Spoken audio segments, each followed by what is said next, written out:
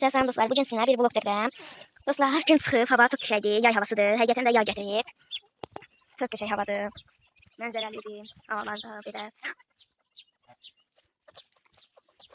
Dostlar, gəlin toxtucuya yem atalım dostlar. Mən atıb içəridə yem doldurdum, gəldim. Dostlar, atdım, onu çəkmədim sizə. Girəyin, görəyin, tut, çıxırtma. Baxalım. Dostlar, baxın yeməyə. 4 dənə yarısı o tərəfdədir. Baxalım, nərdələr. Dostlar, baxın, yuxarıdadır, ən yuxarıda.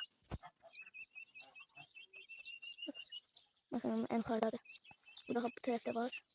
Dostlar, baxın, 2 tane. Neyse dostlar, elimiz çatmıyor. Neyse, ama göstərdim sizə. Tam görəsin, sır göstərəcəm. Və gedək, baxaq karkaza, görək, xiyarlarımız böyüyübmü. Dostlar, baxın.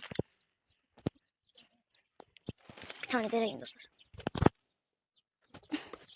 Bir dəqiqə dostlar, dərim. Dostlar, bir dənə dərdiyim. Dostlar, tez çıxdım çünki içəri çox istiydi. Həddən artıq. Çox istiydi, pişdim istəyən. Bir tane dərdim. Və dadına bakalım. Yox, bunu gələk. Dostlar, bunu güdüm ortadan dördüm, çox böyüdü. Yayaq baxa, dadına tərdi dirək. Dostlar, çox qəşəydi.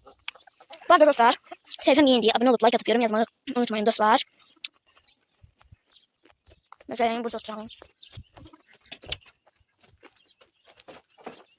Dostlar, burada sonlandırıram kanalı.